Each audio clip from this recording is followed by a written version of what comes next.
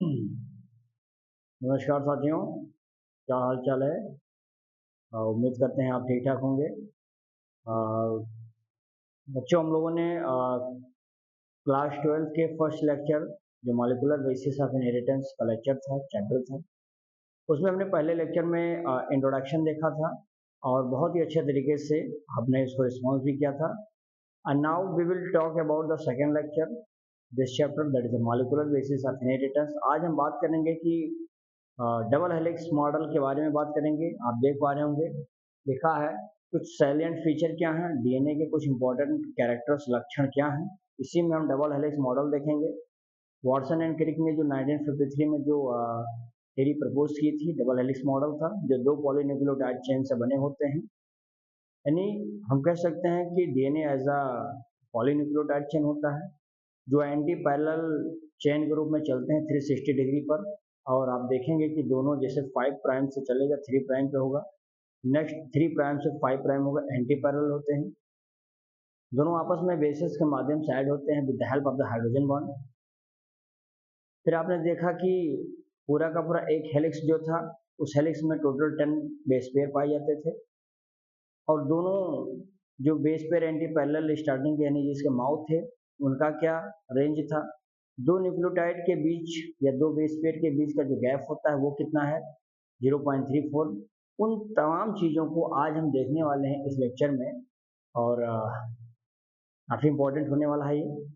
तो आप क्या बढ़िया आराम से अपनी कॉपी निकाल लीजिए, तो ज़बरदस्त तरीके से आप इसको नोट भी करेंगे। मैं इंपॉर्टेंट बातें दिखाता लीजिए, right.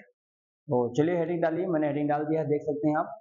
Salient feature of DNA, अब डीएनए यानी डबल हेलिक्स मॉडल स्पेशली आपको समझना है। तो सिंपल आप बताएं देंगे इसमें क्या, सिंपल आप इसमें बताइए। वाटसन एंड क्रिक, ये इन्होंने 1953 में एक मॉडल प्रपोज किया था। उसी का नाम क्या था, double helix, double helix model. क्या पहली बात हमारी समझ आ रही है आपको, क्या है ये। यानी हम कह सकते हैं क्या, कि जो डीएनए होता है, यहाँ पर इन्होंने क्या बताया, दो पॉली न्यूक्लियोटाइड चेन से मिल करके क्या होते हैं, बने होते हैं। मैंने आपको जब डिस्कशन किया था फर्स्ट लेक्चर में, तो आपको एक चीज बताया था, न्यूक्लियोसाइड और न्यूक्लियोटाइड, इन दोनों में आपने देखा होगा कि इसमें शुगर जो होता था, शुगर के साथ बेस आ जाता था, एक होता था इसमें।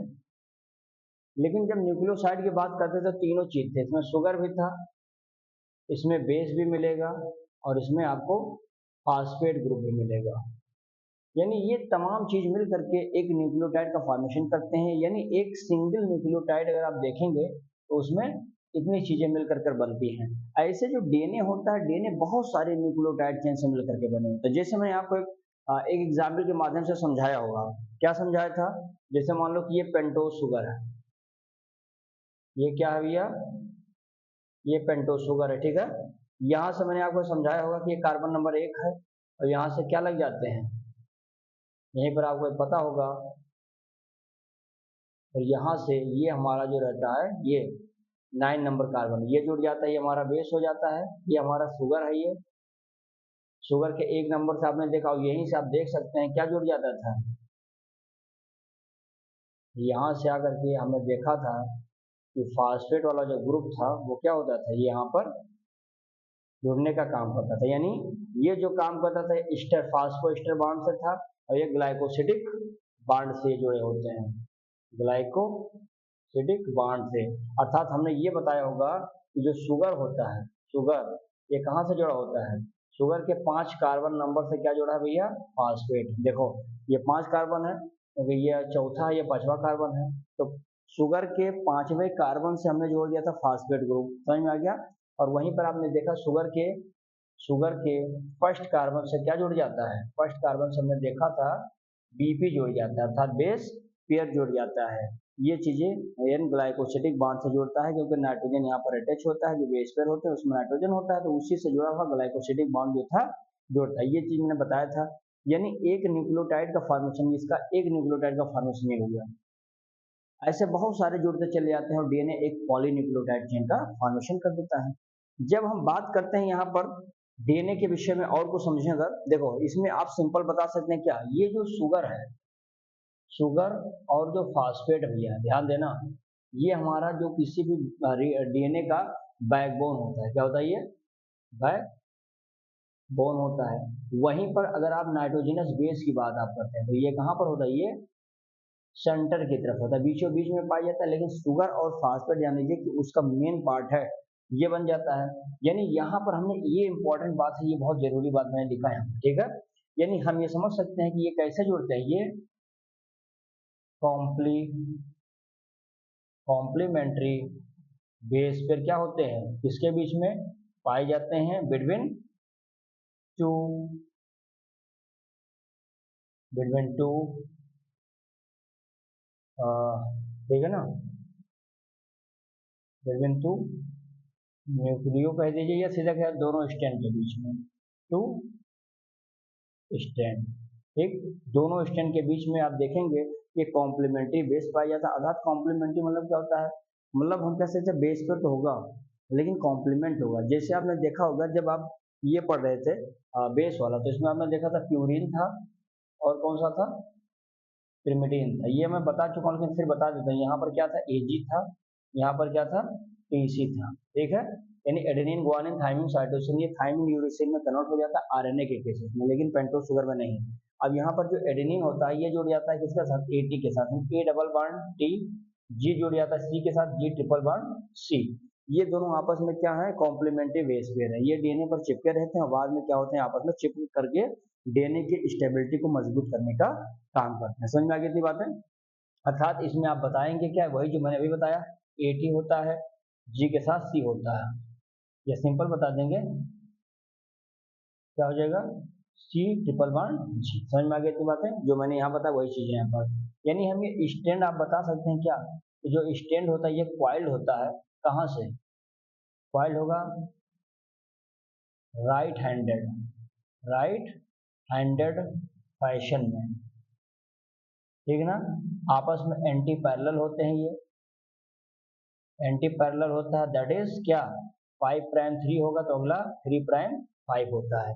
इस प्रकार का एंटी पैरेलल आपको डबल हेलिक्स डीएनए में देखने को मिलता है, जैसा कि इन्होंने बताने का काम किया। जिससे अभी मैं अगर यहाँ बताऊं आपको, देखो एक पॉइंट या तो ये भी कवर कर देते हैं। अब मैं डीएनए का स्ट्रक्चर आपको बता दूं, इसमें बन जाएगा, देख लो चाहो तो।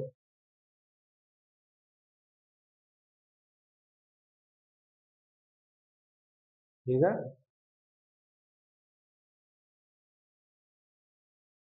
यहाँ पर हम देख सकते हैं, थोड़ा सा इसको सही कर दें, इसमें थोड़ा आएगा भी नहीं, जगह कम है, लेकिन चलो कुछ इंपॉर्टेंट बात यहाँ पे लिख देता हूँ, फिर मैं फिगर आपको ड्रा करता हूँ। देखो यहाँ पर होता क्या बेटा, कि सिंपल एक बात समझेंगे कि जो डिस्टेंस होता है, कहाँ पर? Distance between two base pair, दो बेस पेयर जो होते हैं इनके बीच का डिस्टेंस कितना हो जाएगा? 0.34 नैनोमीटर।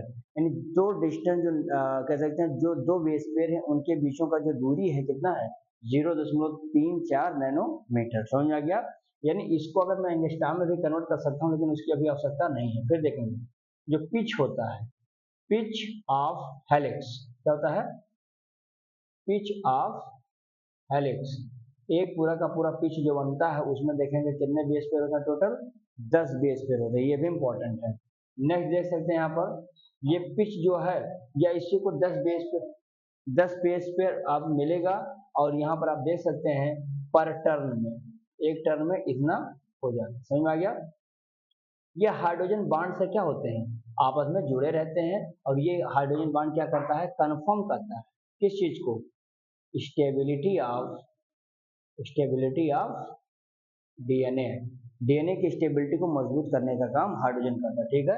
यानी एक बात अगर मैं बताऊं, ये जो हेलिकल, उस हेलिकल स्ट्रक्चर्स में डीएनए की मजबूती की जिम्मेदारी किसके पास है?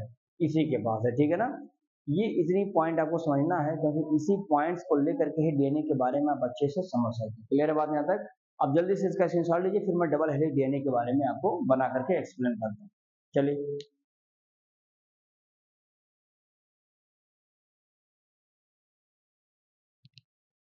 चलिए, अब इसमें देखा होगा आपने, साइलेंट फीचर्स के अंतर्गत हमने डीएनए बनाया।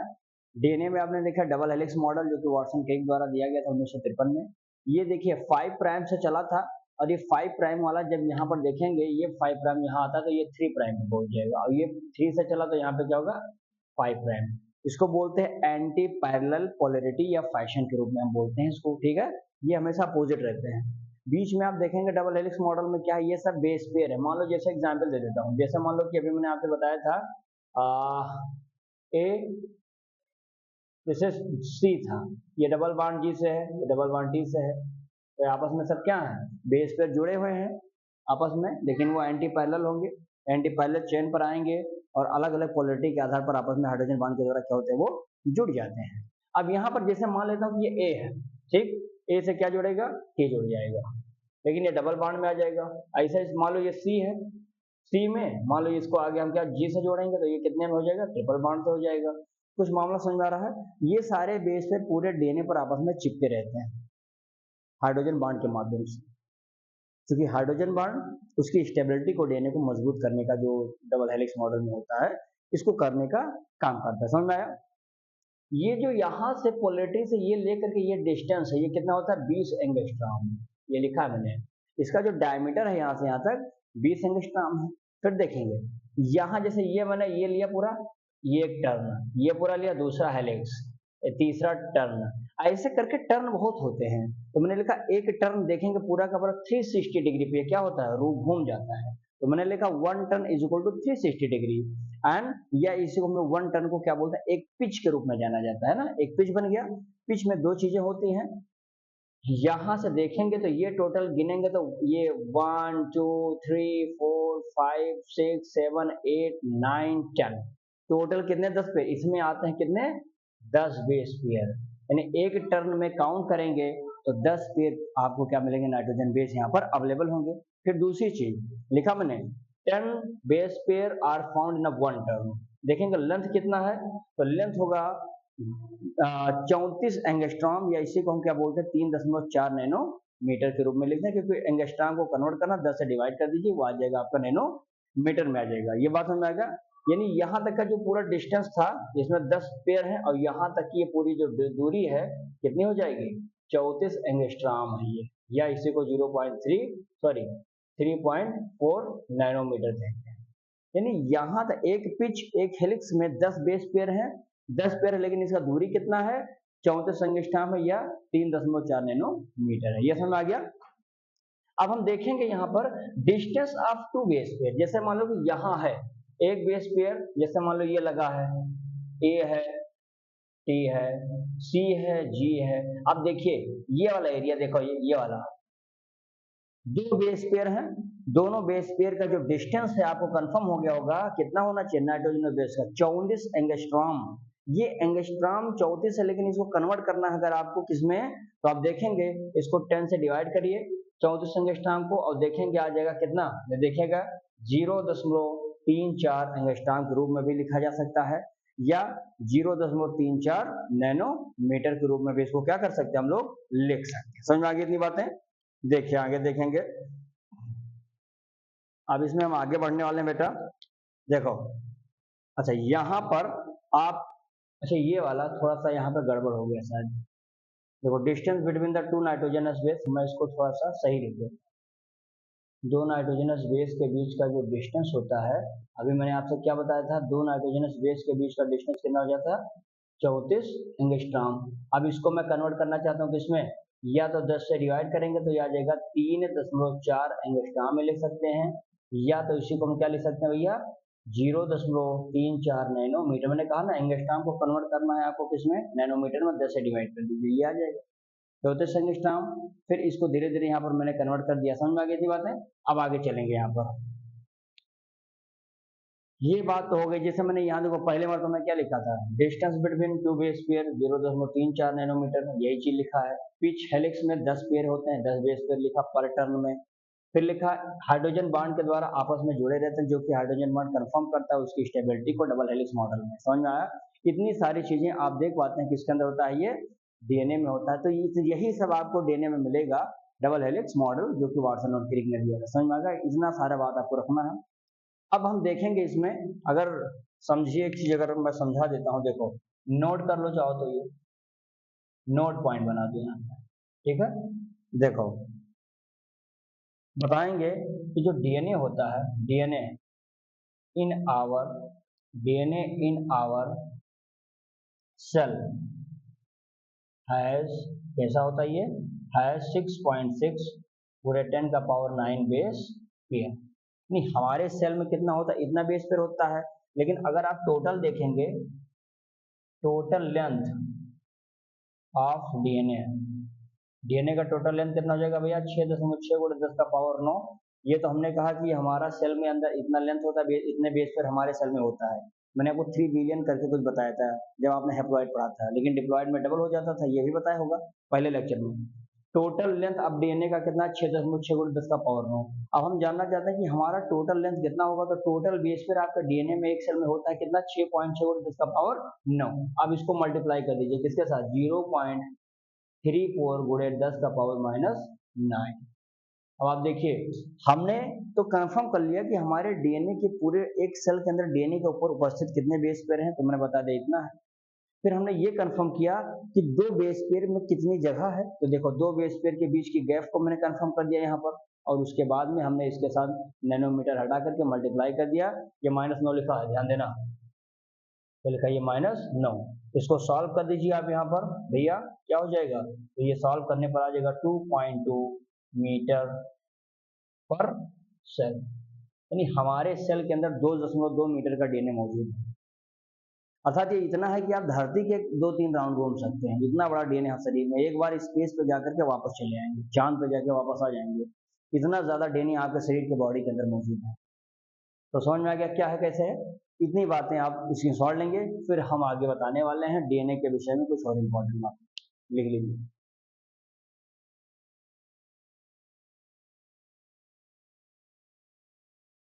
चलिए अब इसमें इसी डबल हेलिक्स मॉडल के अंतर्गत हम डीएनए के कुछ इंपॉर्टेंट चीजें आपको बताने की कोशिश करेंगे। अब हमारा प्रश्न यह है कि चूंकि मैंने बताया है फर्स्ट लेक्चर में, I will tell you already, but अगर मैं ये बात करूं कि डीएनए की लेंथ को आप कैसे कन्फाइन करेंगे, कैसे कंफर्म करेंगे कि आपका डीएनए कितने बड़ा है, तो डीएनए में उपस्थित न्यूक्लियोटाइड या बेस पेयर की संख्या को आप काउंट कर लीजिए, आपको लेंथ पता चल जाएगा डीएनए का। अर्थात अगर मैं बात करूं यहाँ पे भैया कि जो लेंथ क्या है, लेंथ किसका, ऑफ डीएनए कैसे कन्फाइन होगा, तो बताएंगे, ये बता देंगे नंबर ऑफ न्यूक्लियोटाइड, या फिर वहां पर कितने बेस पेयर। क्या मामला समझ में आ रहा है, पहला मतलब इसके आधार पर हम कंफर्म कर लेंगे कि हाँ आपके डीएनए का साइज कितना है। अब जैसे कुछ अलग अलग प्राणी में हमने ये चीज पहले लेक्चर में बताया, मैं फिर बता रहा हूँ, लेकिन फिर भी मैं इसको एक बार कंफर्म करता हूँ। देखो जैसे मैंने कहा कि बैक्टीरियोफेज, जैसे एग्जाम्पल दे दीजिए, देखो जैसे मैं आपसे बोलूं बैक्टीरियोफेज साई 174, इसमें अगर आपसे पूछा जाएगा, मैंने बताया है कितना होता था ये, 5386 न्यूक्लियोटाइड। क्या समझ में आया बात, इतना बैक्टीरियोफेज की स्पीसीज जो साई 174 था उसमें इतना था। अगर वहीं पर मैं बात करूं कि बैक्टीरियोफेज लैम्डा, बैक्टीरियोफेज लैम्डा इसमें सबसे ज्यादा था 48502, कितना होता है इसमें, 48502, ये ठीक है ना। इतनी बातें, इतने ज्यादा नाइट्रोजनस बेस पेयर इसमें पाए जाते हैं, ठीक है ना। जब पेयर में होगा तो नाइट्रोजनस बेस के रूप में कहेंगे। समझ में आ गया यहाँ पर। अगर मैं यहीं पर बात करता हूँ भैया ई कोलाई, जो सबसे इंपॉर्टेंट है, मैंने कहा था ये हम लोगों के बॉडी के अंदर भी ई कोलाई पाया जाता था, याद आया आपको। इसमें कितना था बाबू, तो इसमें बता देंगे 4.6 गुणे 10 का पावर 6 बेस पेयर, ये हो गया यानी एस्क्रेचिया कोलाई में। लेकिन ह्यूमन के कंटेंट हैप्लॉइड बॉडी में देखेंगे, यानी जो हमारा हैप्लॉइड कंटेंट है ऑफ ह्यूमन डीएनए, हमारे बॉडी में कितना था भैया, 3.3 गुणे 10 का पावर कितना, 6 बेस पेयर। समझ में आ गई इतनी बातें। सॉरी यहाँ 6 नहीं होना चाहिए, 9 होगा ना, अभी आपने पढ़ा था, अभी कैलकुलेशन मैंने कैलकुलेट किया था 2.2 वाला। तो ये अगर मैं अभी बात करूंगा जब डिप्लॉयड बॉडी में, तो ये 6.6 हो जाएगा। एप्लॉयड कहूंगा 3.3 × 10⁻⁹ बेस पर। ये इतनी सारी देखो अच्छा, ये खुद आप फील करिए कि किसी भी ऑर्गेनिज्म के अंदर डीएनए की साइज को कंफर्म करना इतना आसान नहीं है, लेकिन ये आसान तब बन गया जब आपने ये कंफर्म किया डबल हेलिक्स मॉडल के द्वारा कि हाँ, न्यूक्लियोटाइड के नंबर को काउंट करके डीएनए के लेंथ को हम क्या कर सकते हैं, काउंट कर सकते हैं। तभी तो कर पाओगे, नहीं तो बिल्कुल नपे रहो, नपो यहाँ से वहां तक 2 बित्ता 3 बित्ता 4 बित्ता डीएनए है इनका, भैया कई साइज कितना है ये वगैरह वगैरह, तो आप ये नहीं कर पाओगे। नंबर ऑफ न्यूक्लियोटाइड आपने कंफर्म कर लिया, आपका मामला लोहा। समझ में आ गई थी बातें? इतनी बात अगर आप बताते हैं तो ये आपके लिए हो जाएगा इतना, ठीक है ना। अब यहीं पर एक साइंटिस्ट थे, बहुत खतरनाक थे, बहुत परेशान थे। इन्होंने क्या बताया, इन्होंने एक नाम दिया था चारा गाफ, चारा गाफला, चारा गाफ्स रूल कह दीजिए, चार गाफ हिंदी में बोलते हैं। देखिए, इसने कुछ नहीं कहा, इन्होंने कहा भैया बहुत सिंपल, जो डबल स्टैंड डीएनए होता है, देखो जो डबल स्टैंड डीएनए होता है, ये उन्होंने कहा ये प्रपोर्शन है किसके, ये प्रपोर्शन होता है of purine is equal to pyrimidine. यानी इन्होंने कहा दोनों प्यूरिन की वैल्यू हमेशा पिरिमिडिन के बराबर होगी, ये कहा इन्होंने डीएनए में। अर्थात इन्होंने कहा कि जैसे ये हमारा ए है, ये हमेशा पेयर बनाता है किसके साथ भैया, ए पेयर बनाएगा विथ टी के साथ, कैसे, ऐसे डबल बॉन्ड डबल हाइड्रोजन लगा करके, ठीक है। ठीक उसी तरह से साइटोसिन हमेशा पेयर बनाएगा इसके साथ, जी के साथ, गुआनिन के साथ, कैसे बनाएगा, सी ट्रिपल बॉन्ड जी के साथ। क्या मामला समझ में आ रहा है? तो इस प्रकार से जो पेयरिंग हो रहा है, अर्थात मैं अगर इसको और अच्छे एग्जाम्पल से बताऊं भैया, देखो जैसे एक लाइन और बताएंगे कि जो बोथ स्टैंड होते हैं, both strand of DNA are कैसे होते हैं, कॉम्प्लीमेंट्री टू ईच अदर। क्या यहां तक बात समझ में आ रहा है? दोनों एक दूसरे के कॉम्प्लीमेंट होते हैं, अर्थात आपस में चिपकने वाले होते हैं, अपोजिट पोल में होने चाहिए। जैसे अगर मैं यहाँ एक एग्जाम्पल लेकर के आपको बताऊं, देखो ये 5 प्राइम 3 बनाया, 3 प्राइम 5 बना दिया भैया, बहुत आसान है, एंटी पोलर बनाया मैंने। अब देखो यहाँ पर आप भर दे देंगे, क्या यहाँ भरो तुम A T G C A T G A T, मान लो इतना मैंने भर दिया। अब आपको ये कंफर्म होना चाहिए कि इनको जोड़ने वाला हीरो कौन है, तो आप बताओ। मैंने यहाँ बताया है ए के साथ टी जोड़ेगा, तो देखो यहाँ पे ए है, ए के नीचे क्या भरता है, टी, टी के नीचे क्या भरता है, वही अपोजिट ए जी सी जी, है ना। ए के नीचे भैया टी, टी के नीचे, अब देखो टी आ रहा, ध्यान दीजिएगा, टी है ए, जी के नीचे सी, ए के नीचे आप देखेंगे टी, टी के नीचे ए। अब ये बांड आप भर लीजिएगा, सी के नीचे ट्रिपल बांड में है, जहां सी दिख जाए ये देखो ट्रिपल बांड लगा दो, जहां जी दिख जाए सी दिख जाए ट्रिपल लगाओ, बाकी जितने ताऊ जी हैं सबके सामने डबल डबल बांड लगाओ हाइड्रोजन का, और उनकी स्टेबिलिटी कंफर्म कर दीजिए आप। तो इतनी बात यहाँ मेरे हिसाब से समझ में आया। अर्थात इन्होंने पूरा का पूरा रिजल्ट क्या लिया, अर्थात इन्होंने बताया कि जो ये कहानी शुरू हुई थी, ये कहानी कहना क्या चाहते थे, कहानी कह रहे हैं कि A plus G is equal to T plus C, ये मेन इनका फंडा था। और इसी फंडे को लेकर के भैया ने ये कंफर्म कर दिया कि चारगाफ रूल ने ये बताया कि always in the double helix model which has given by the Watson and Crick in 1953, they are attached from the they are found in the antiparallel which are the in the 360 degree, and there is a nucleotide या base pair are attached on the DNA, and they are attached with the help of the hydrogen bond. but DNA के ऊपर उपस्थित जितने भी base pair हैं, ऐसा नहीं कि कोई कहीं पे जुड़ गया, ये हमेशा कॉम्प्लीमेंट बनाकर चलेंगे ऐसे। अब ए के सामने अगर तुम जी लगाओगे तो जुड़ेगा ही नहीं, एंड जब तक ये कॉम्प्लीमेंट नहीं बनेगा अपने बॉन्ड से यहाँ पर जुड़ने का काम ये नहीं कर पाएंगे। तो इस प्रकार से बन रहा है, अर्थात एडेनिन और ग्वानिन क्या है, ये प्यूरिन, ये टीसी पिरिमिडिन। यानी प्यूरिन ऑलवेज क्या कहना चाहता है ये, कि प्यूरिन जो है इसके बराबर है, ये पिरिमिडिन के बराबर है। किसी भी डीएनए में हमेशा प्यूरिन और pyrimidine हमेशा always will be the equal in number according to the Chargaff and he has given proof. Clear, ये बात उन्होंने बताया। अब इसमें मैं ये लिख लीजिए, फिर एक अगला चीज बताता हूँ, इसमें बहुत इंपॉर्टेंट बात।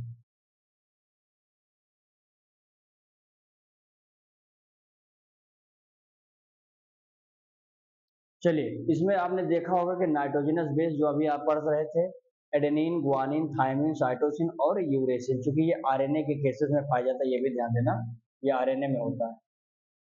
ये होता क्या है, जब हम इसके न्यूक्लियोसाइडिक या न्यूक्लियोसाइड बनाते हैं डीएनए आरएनए में, तो ये बन जाता है क्या, एडेनोसिन। यहाँ पर क्या था, एडेनिन, यहाँ पर आ गया सीन, इन शब्द लग जाता है जब हम न्यूक्लियोसाइड बनाते हैं। लेकिन जब आप न्यूक्लियोटाइड बनाते हैं तो लेट लग जाता है, एडिनिलेट।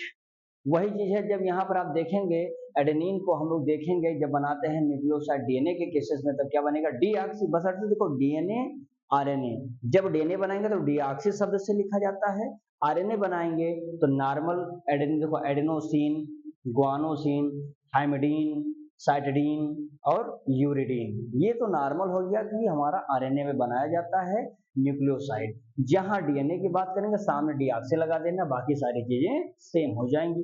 जब बात करते हैं न्यूक्लियोटाइड बनाते हैं आरएनए और डीएनए के केसेस में, तो एडेनिलेट लग गया, इसको क्या, इसको एडेनिलिक एसिड भी जाना जाता है, भी ध्यान देना, डीऑक्सी एडेनिलेट। जब हम बात करते हैं ग्वानिन का, तो ग्वानिलेट, डीऑक्सी ग्वानिलेट, थाइमिडिनेट, देखो थाइमी डेलेट, डीऑक्सी थाइमिडिलेट, साइटिडिलेट या डीऑक्सी साइटिडिलेट, और यूरेसिल को लिखते हैं क्या, यूरिडिलेट या डीऑक्सी यूरिडिलेट।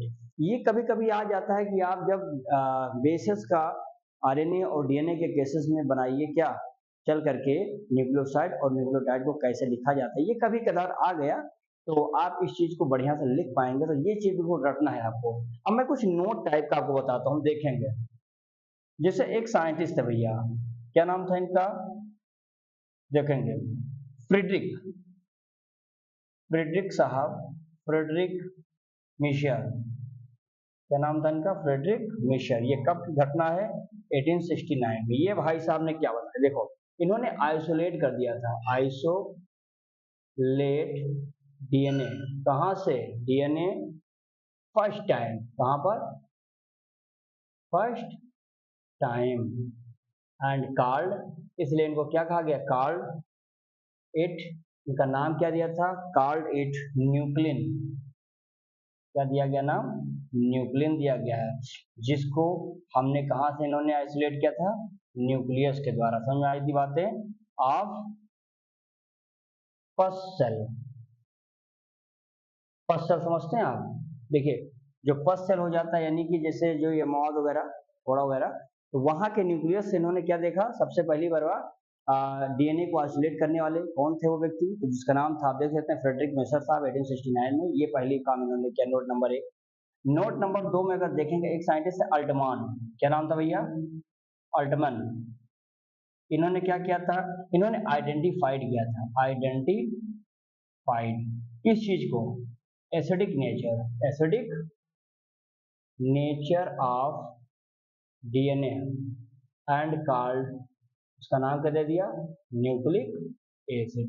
अच्छा, न्यूक्लिक एसिड का नाम तभी पड़ा जब अल्टमान साहब ने ये कंफर्म कर लिया कि हाँ, डीएनए के पास एक एसिडिक नेचर है, इस वजह से इसका नाम पड़ गया क्या, न्यूक्लिक एसिड पड़ गया।